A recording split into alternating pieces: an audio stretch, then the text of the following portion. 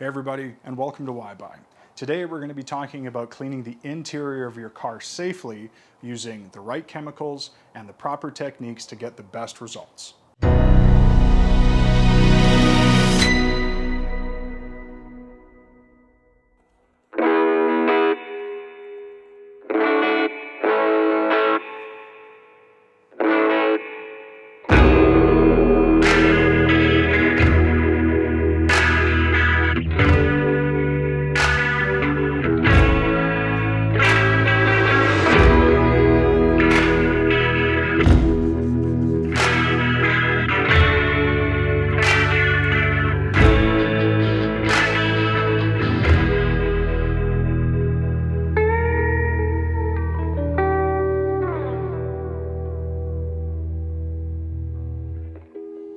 So for cleaning the interior of your car, I use these tools and chemicals. The first is an all-purpose cleaner for the interior of cars. It's made by chemical guys. It's called No Nonsense. The next thing you're going to need is something to apply after you've cleaned the interior for protection, and that could be, an interior dressing that, not only leaves a nice matte finish and look, but also gives you some UV protection. You're also going to want to have an ammonia-free glass cleaner.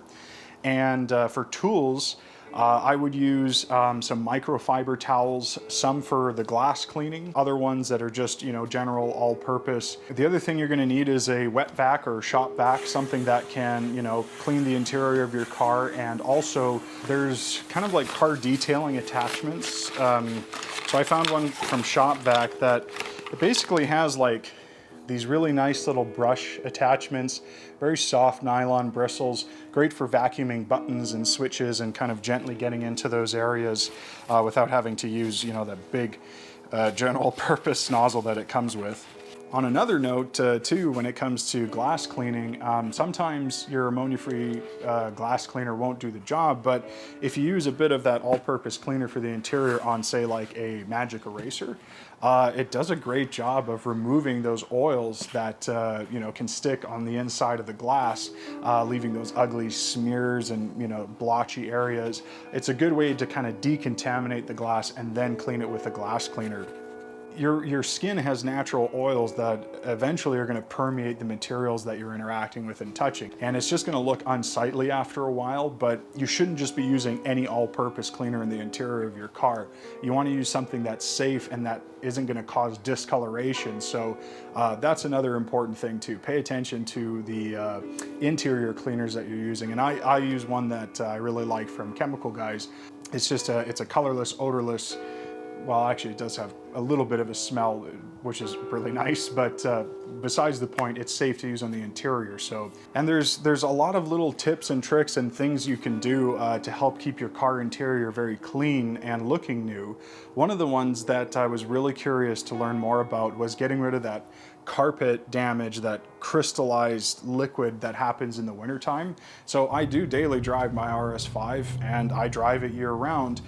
And there's something I could never get away from is the winters here, the chemicals and salts and all the crap they put on the roads. You're gonna get it in your carpet, whether you try not to, it's gonna happen. And it always seems to track in on my shoes. And when it permeates the fabric in the carpet, what ends up happening, and you'll see this, it like crystallizes and leaves this kind of white crust that looks really ugly. So I'll show you how to get rid of that as well safely. And actually there's a home remedy too that you might be interested. So stick around, we'll get to that. So a good place to start is always the glass. You can do the interior glass with an ammonia-free glass cleaner. If you find there's oil or kind of like a greasy film, it happens over time just naturally in our bodies, or if you smoke, that kind of residue and buildup can get on the glass and be hard to remove with an ammonia-free glass cleaner even. You can always use your all-purpose cleaner on a magic eraser and gently agitate the glass to remove it and break it up, and then use your glass cleaner to clean those areas. Get your vacuum attachments and kind of work your way from top to bottom, just like the outside of the car, just to kind of remove any surface dust, anything from the switches. This is something that you should really take a lot of care with, because One of the things that you're in danger of, especially with black plastics, is marring or scratches when you don't have lubrication. Now, with the vacuum, we're trying to pick up that loose dust debris that's easy to get at. And in terms of the electronics and switches, this is something where if you have those attachments to put on the end to kind of take the delicate areas and just remove the loose dust that's there, you can. But if you don't have that, you can always use a microfiber towel with the all-purpose cleaner and gently wipe away, you know, any dust or anything like that.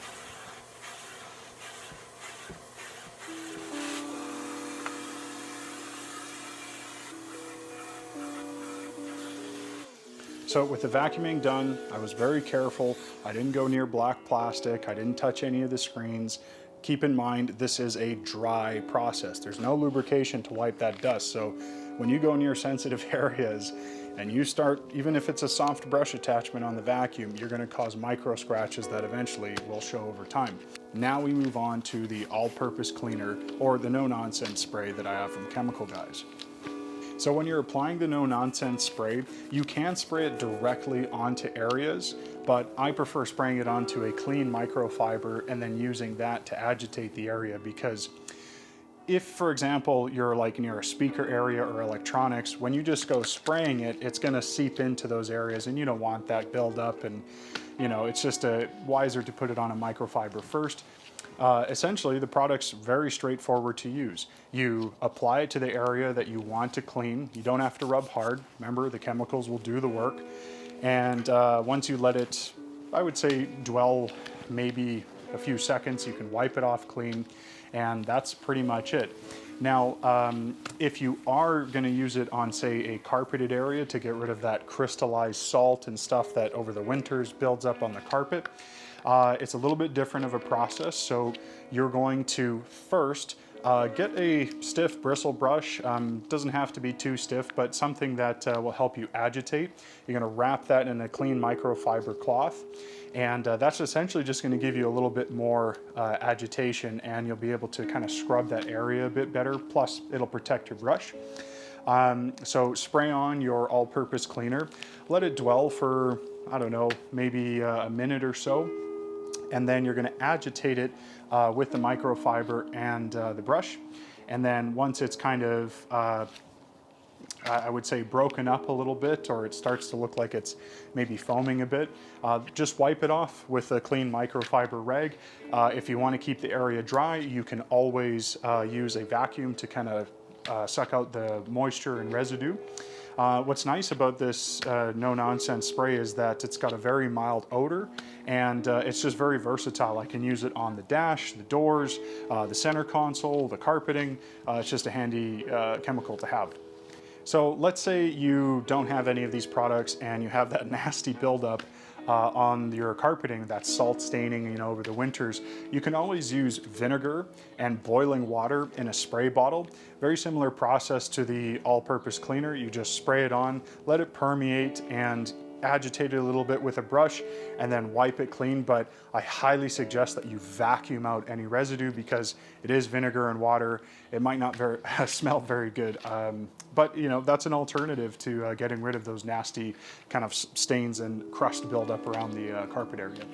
Depending on what type of floor mats you have, there's a couple ways that you can clean them. So if you have carpeted floor mats, you could use the all-purpose cleaner, just like the carpet in the interior of the car. You could spray it on, let it permeate, and wipe it off. Agitate it a little bit with a brush if you want to get kind of a deeper clean. If you have rubber, kind of all-season floor mats, you can take them out, give them a good hose off, and I spray a little bit of the all-purpose cleaner, the P21S, to kind of help, you know, break off that permeated dust and grime, just to give that, you know, fresh new look. If you wanted to, you could apply a dressing to the floor mats, but just keep in mind, if you use something that's petroleum based, really greasy, it's going to be kind of dangerous getting in and out of the car. So keep that in mind when you're applying it. If you're using a dressing, maybe do one that's water based. I don't know if I'd use VRP. I don't know, I'd almost recommend using Silk Shine, or you can use like the Autoglim vinyl and rubber care. So as kind of the final piece that you're going to be applying here into the interior. It's vacuumed out clean. It's wiped down with the all-purpose cleaner. The carpet looks great.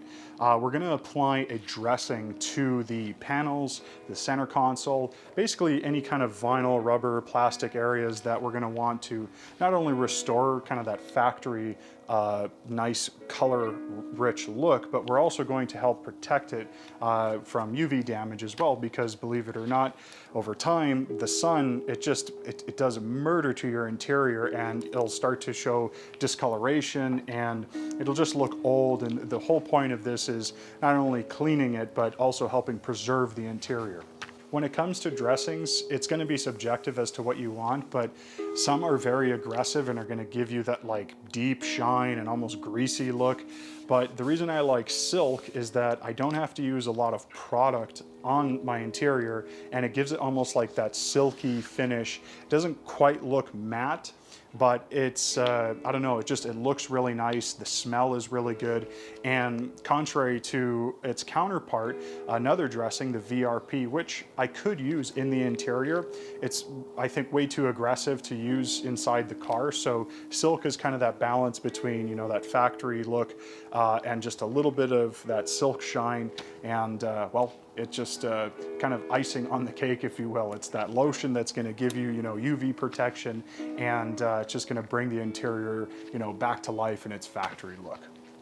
I think when you own a car that you really admire and appreciate, you want to take good care of it, and you know, it's something that, even with good intentions, you still kind of worry in the back of your mind, is what I'm doing safe on the car? Doing the interior is something that I think is always like, I'll get to it, or I'll just leave it. Eventually I'll get to it. And it's so worth it to take the time and clean it properly, because it's where you spend your time when you go driving. It's, you know, it's supposed to be a nice experience, you know, when you go for a drive in your car. And I think, you know, it's more products, it's more time, but if you want that professional level of clean, it's gonna take professional level products and time. And if you commit, if you learn how to do it properly, it's totally worth it. And the results, I mean, well, they speak for themselves. If you thought this video was helpful, please like and subscribe, show your support, and thanks for watching. So if you're doing the floor mats in the car, you can do this during the wasp, the wasp phase. Oh shit, don't put that in.